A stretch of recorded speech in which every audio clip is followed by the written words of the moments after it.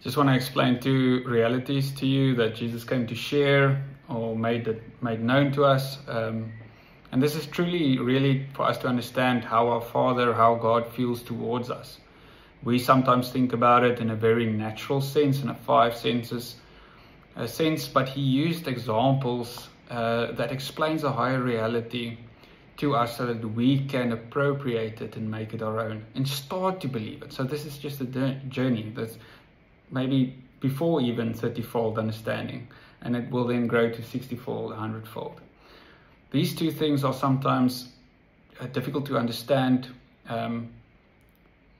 not separately but combined. And I've had some people come to me and say, listen, they struggle with this. The one is being a child of God and God being your Father, and the second one is being the bride of Christ. Now, some guys struggle with it, being a bride. So they come to me and say, listen, I'm a guy, but I'm a bride. I'm not entirely sure how to appropriate it. And then others come to me and say, listen, I'm a bride and a son, or bride and a child. I don't know exactly how to, but I want you to a bit move away. Let's just move away a bit from your fleshly understanding about this and spirit. Let's think about spiritually. That is actually just to explain a higher spiritual reality and a feeling towards you, or emotion, or a principle. So the first one is being a child or a son. Now you are his sons and daughters. You are born of him. You are his seed. You were in Christ before the foundation of the world. But what it explains is that you are exactly like him. Secondly, it explains how you were conceived. If you think about a perfect scenario, now the world has perverted it, but how children comes about, it is man loves woman, they love each other, they think this is the best thing that ever happened to me. Then out of that love they create something comes forth without effort, without stress, without striving. It's just a natural product of love.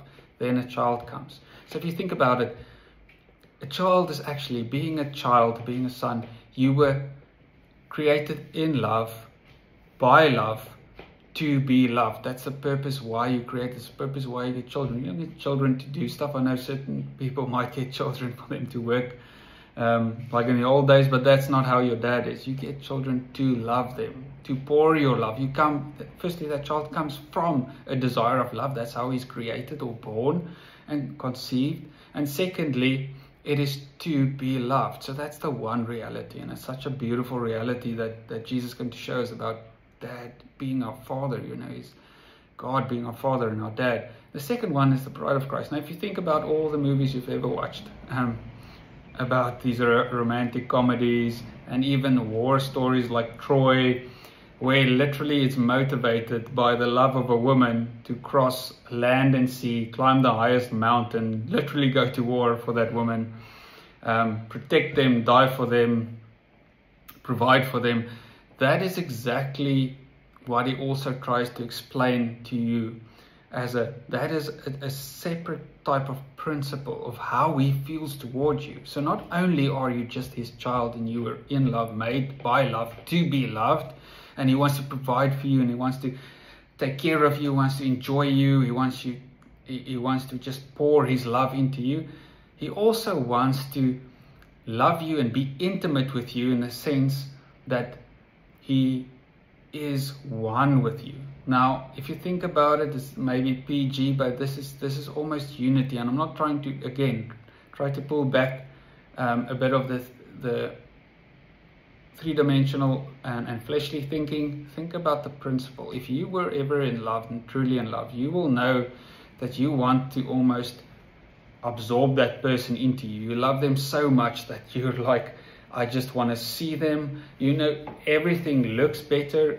You wanna carry them, into a cloud, and you wanna hear, music playing. It's crazy. So it's a total euphoric type of feeling. And then secondly, you wanna be one with them. So you wanna be that intimate and that close to them that you become one.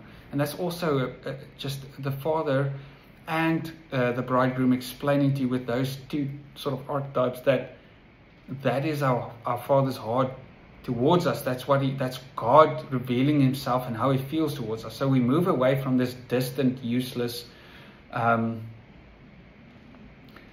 figure of ourselves being not good enough for God, and God has this anger towards us, and he just had to, punish something, so he's taking it out on our sons, to actually, you know what? If you remove the veil from the beginning, I loved you the same way I love children because you are my children. I loved you the same way I love a bride because I'm one with you. This unity, you give me pleasure and delight, and that's the reason why I gave Jesus to remove the veil, so that you can actually pull the veil back and see that and say, Lord, that's how you feel about me.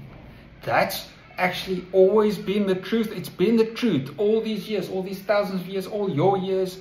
Every single time you don't feel good enough, you have a father, you have a bridegroom, you have a God that thinks about you in this way. So you're there hiding, thinking you're not good enough, and he's just there the whole time, intentional, like looking at you with almost fire in his eyes of the passion and the love he has towards you. And he just wants you to drop the self-righteous act, this servanthood act, this separation act, this first Adam act, and just say, wow, Jesus, is that how good he is? That sounds too good to be true. I don't even know if I can deal with this right now. Just deal with it. Just open yourself up, and you'll see that it is like that. And once you get that, you'll respond to the love. So first receive it, and then you respond. Don't worry about responding or getting to it. Just receive, and your response will be natural. It will be effortless.